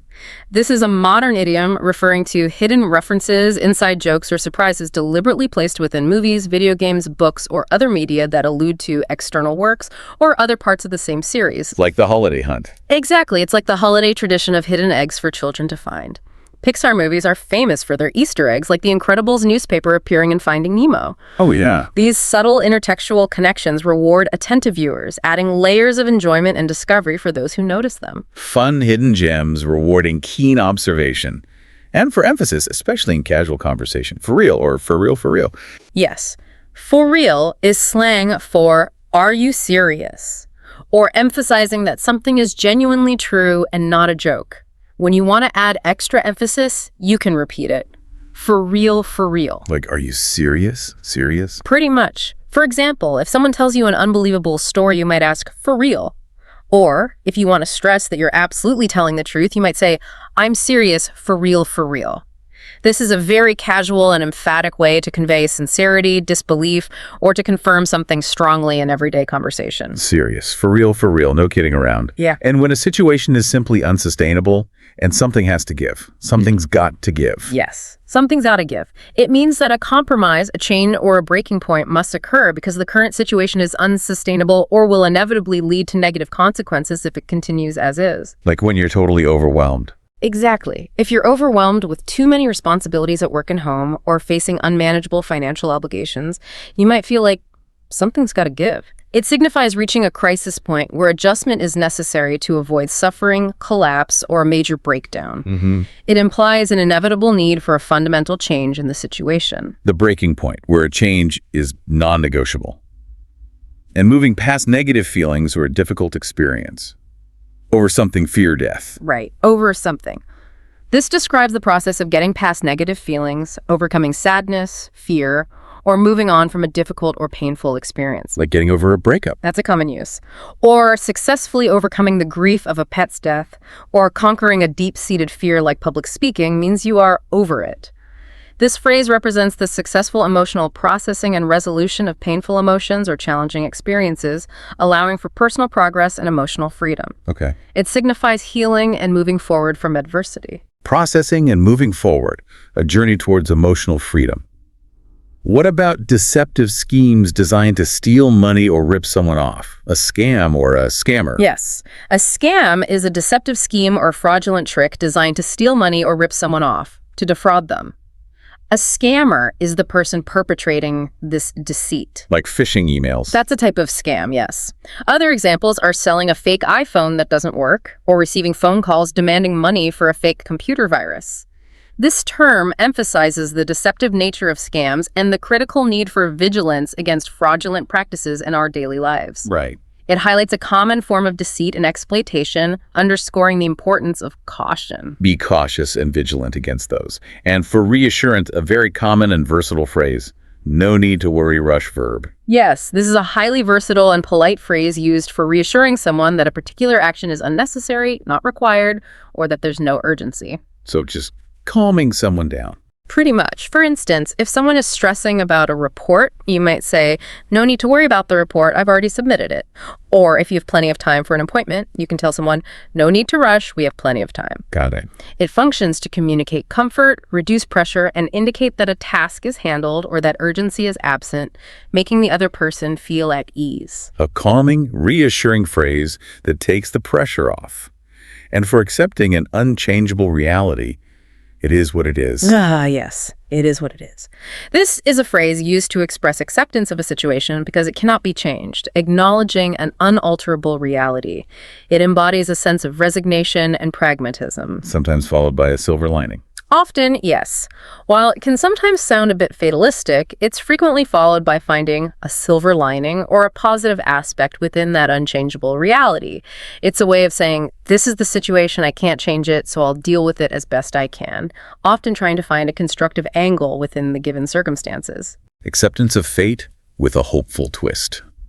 When you're overwhelmed, stressed, and mentally messy, you're frazzled. Frazzled. Yes, this is a wonderfully descriptive idiom that combines feelings of stress, overwhelm, and tiredness, creating a sense of mental disarray or messiness. Like your brain is scrambled. Kind of. Some people suggest its origin might be linked to frizzy hair, which gets messy when it's stressed, which is a fun way to remember it. Huh, okay. Feeling frazzled when kids are screaming or being overwhelmed by back-to-back meetings perfectly captures this state of intense mental disarray, where you feel completely scattered and worn out. It's a vivid description of being mentally exhausted and disoriented. Mentally messy and utterly exhausted. When you reveal your deepest feelings, secrets, or the full truth, you spill one's guts. Yes, spill one's guts.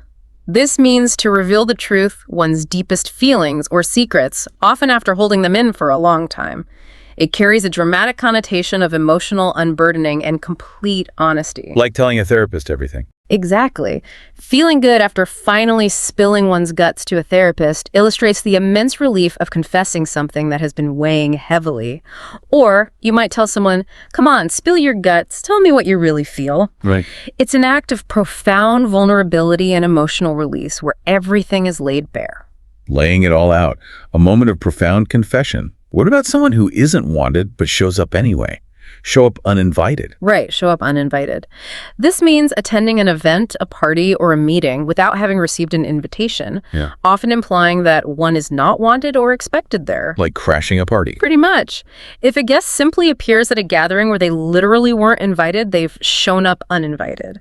This carries a strong negative implication of breaching social etiquette and creating an unwelcome or awkward presence. It highlights a social faux pas, a lack of consideration for the host, and often an unwelcome intrusion. An awkward social faux pas, creating an uncomfortable situation when your mind feels unclear, foggy, and unable to focus. Brain fog. Brain fog. This idiom describes a temporary feeling of mental confusion, an inability to focus, and tired, unclear thinking, as if a cloud has settled in your mind. Like after a bad night's sleep. Very common then. Experiencing brain fog after not getting enough sleep, leading to making mistakes or feeling unproductive, is a common scenario. While distinct from a medical condition, it vividly describes a temporary state of mental haziness where thoughts are sluggish and clarity is elusive. Yeah. It's that feeling of being mentally sluggish and unable to concentrate. A cloudy mind, hindering clear thought. When you're feeling very tense, nervous, or irritable. On edge. On edge. This means feeling very tense, nervous, anxious, irritable, or easily provoked. Like before a test. Definitely. You might feel on edge before a big presentation or important exam due to the pressure, or if someone is being angry or snappy, you might attribute it to them being on edge because of stress. It captures a heightened state of emotional unease, a sense of nervous anticipation or irritability, where one is easily upset and lacks composure. Tense and ready to snap. A state of heightened emotional tension. When someone talks excessively, often without clear purpose or about unimportant things, ramble or ramble on, and the person is a rambler. Yes, ramble or ramble on means talking excessively, often without clear purpose, coherence, or about unimportant things, to the point of boring the listener.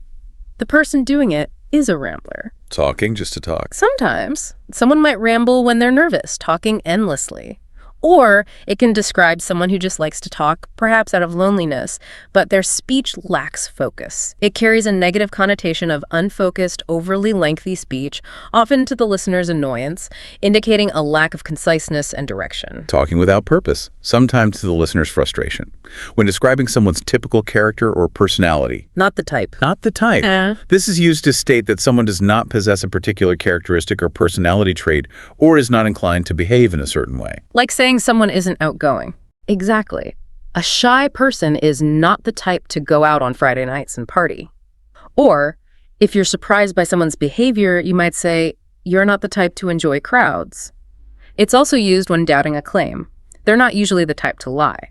Okay. It highlights its use in describing typical behaviors or expressing surprise at atypical ones, indicating a perceived incongruity with their known character. Outside their usual character, a deviation from the norm. What about expressing extreme aversion? Wouldn't be caught dead doing something somewhere? Oh, that's a strong one. Wouldn't be caught dead. It's a dramatic and emphatic expression of strong dislike, implying one would absolutely never do something or go somewhere, often due to embarrassment, strong opposition, or a sense of being utterly out of place. Like refusing to wear something awful. Perfect example. A very health-conscious person might say, I wouldn't be caught dead eating a piece of cake. Or someone might be too embarrassed to wear a certain dress and declare they wouldn't be caught dead in that outfit. It emphasizes the intensity of the aversion, suggesting such an act would be unthinkable and mortifying. A very strong no. An absolute refusal driven by deep aversion. When things are normal, business continues, despite chaos or unusual circumstances.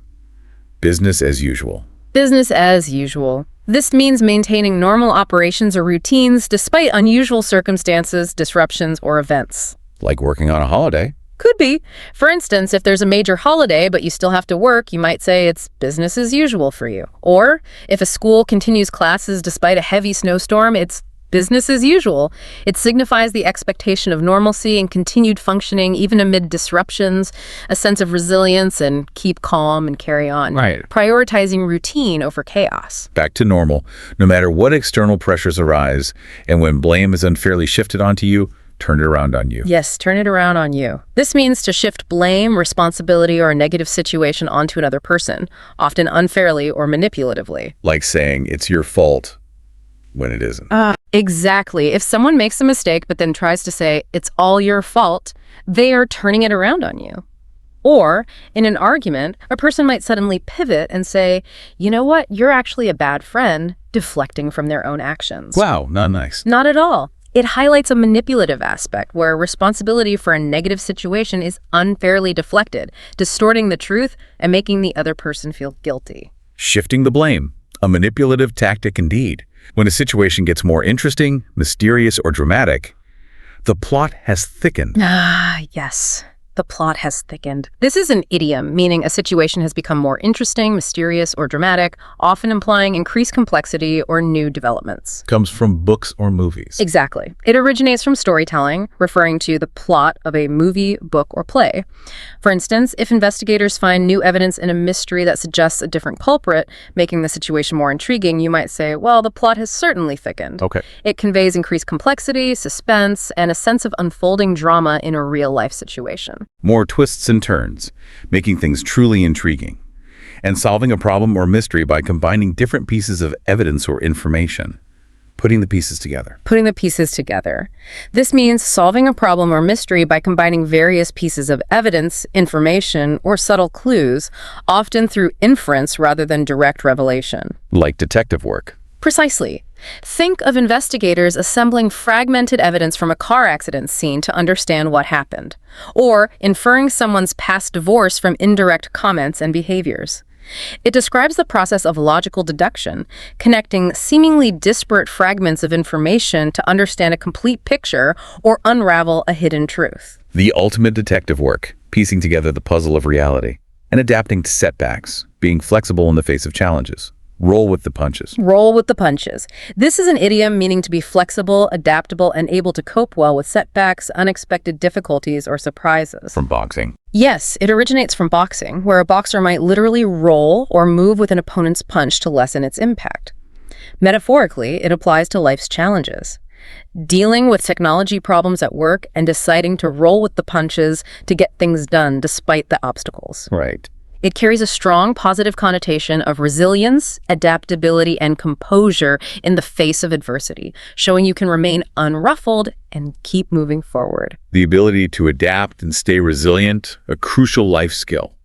What about a very harsh challenge, telling someone to stop complaining unless they act? Shut up or put up? Oof, yes, shut up or put up. This is a harsh and confrontational phrase telling someone to stop criticizing or complaining about a problem unless they are willing to take action to fix it themselves. And shut up is rude on its own. Extremely. As you rightly pointed out, shut up itself is very rude, and this phrase should be used with extreme care. For example, if someone is constantly complaining about how messy the house is, you might, if you're brave enough, say, well, shut up or put up, clean it yourself then. Very blunt. It's a very direct confrontational challenge, demanding action over mere words. A very direct, indeed rude challenge for action. When you're confused about something and you feel like you're missing a key piece of information, what am I missing here? Yes. What am I missing here? It's a phrase used to ask why one is confused, or what crucial information, detail, or perspective is not being understood. Like when something doesn't add up. Exactly. If everyone else around you is happy, but you feel miserable, you might genuinely wonder, what am I missing here? Or, if you're reading a plan that doesn't make sense, you might ask this to a colleague seeking clarification. It serves as a sincere request to identify gaps in understanding, missing information, or a different perspective that might make sense of a situation. Seeking clarity, trying to bridge that gap in understanding. When something happens in life that makes you realize your priorities, or the urgent need for a significant change, a wake-up call. A wake-up call. Yes, this is an idiom meaning an event or situation in life that serves as a profound realization, making one aware of their priorities or the urgent need for a significant change. Like a literal hotel wake-up call. Its literal meaning comes from a hotel service that literally wakes you up, yes. But metaphorically, getting fired from a job might be a wake-up call to spend more time with family. Wow. Or a sudden health issue could serve as a wake-up call to adopt a healthier lifestyle. It highlights a transformative impact, a moment of stark clarity that prompts a reevaluation of one's life and choices. A life-altering realization, a moment of profound clarity. When you keep a secret or private information to yourself, not telling everyone, keep something to oneself. Keep something to oneself. This means to keep a secret or private information, not divulging it widely. Like keeping good news quiet for a bit. Exactly. A couple might decide to keep their engagement news to themselves until they can tell all their family members personally. Or if someone shares something sensitive with you, they might ask you to keep it to yourself. It implies confidentiality and the importance of personal sharing, respecting privacy, and not broadcasting information that is meant to be private or revealed only to a select few. Keeping it under wraps, respecting privacy and trust. When you need to discuss every detail, rather than just generally, talk specifics. Talk specifics. This means to discuss every detail, to get down to the precise arrangements, rather than just talking generally or broadly about a topic. Moving from general ideas to details. Right. For instance, if you've generally agreed on a project, you'll need to plan a follow-up meeting to talk specifics about the tasks and deadlines. Or if you've agreed to dinner with a friend, you might say, great, we'll talk specifics later about the time and place. Okay. It emphasizes the need for precise details and concrete arrangements rather than vague agreements, moving from concept to implementation. Focusing on the fine print, the crucial details. And when you need to be polite about someone's manner of speaking, watch your tone. Yes, watch your tone. This is a phrase used as a warning to be careful about one's manner of speaking, advising against rudeness, disrespect, or an inappropriate attitude. Like a parent to a child. That's a classic example. A parent telling a child, watch your tone, to demand respect and enforce polite communication. It emphasizes the importance of maintaining respectful dialogue, especially in interpersonal interactions, indicating that how something is said can be as important, if not more important, than what is said. Right. It's about ensuring appropriate and respectful communication. Mind your manners ensures respectful communication. And that intense, overwhelming feeling of new love. Head over heels. Head over heels. This idiom means to be intensely in love, passionately infatuated, or deeply smitten, typically at the very beginning of a romantic relationship. Usually used within love. Almost always. It's commonly paired with in love or for them. It's a very dramatic and expressive phrase, suggesting a complete loss of balance due to the overwhelming power of new love. It beautifully captures the passionate and overwhelming feeling of new romance, differentiating it from a long-term, stable affection, highlighting the thrilling, all-consuming nature of infatuation. The rush of new romance, a truly intoxicating feeling, and reacting flawlessly to a surprising situation, continuing to perform perfectly despite challenges. Not Miss a beat. Yes, not miss a beat. This means reacting seamlessly and flawlessly to a surprising or confusing situation, or continuing to perform perfectly despite a challenge or disruption without showing any sign of disruption or losing rhythm. Comes from music. Exactly. Its origin comes from playing music perfectly, maintaining the rhythm without any break. Metaphorically, if a key colleague quits but the work continues smoothly and deadlines are met, the team didn't miss a beat, demonstrating resilience and efficiency in maintaining seamless operation. It conveys adaptability and uninterrupted performance in the face of unexpected events. Seamless and perfect, even when things are challenging. What an incredible deep dive we've had today into the vibrant, often surprising world of advanced English phrases and idioms. It really has been quite a journey through language. We've unpacked so many expressions, from the playful, like googly eyes, to the profound, like a blessing in disguise, giving you hopefully a clearer picture of how native speakers truly communicate. Absolutely. And understanding these phrases isn't just about knowing more words. It's really about grasping the subtle layers of meaning, the cultural insights that shape them, and the emotional resonance that makes language so rich.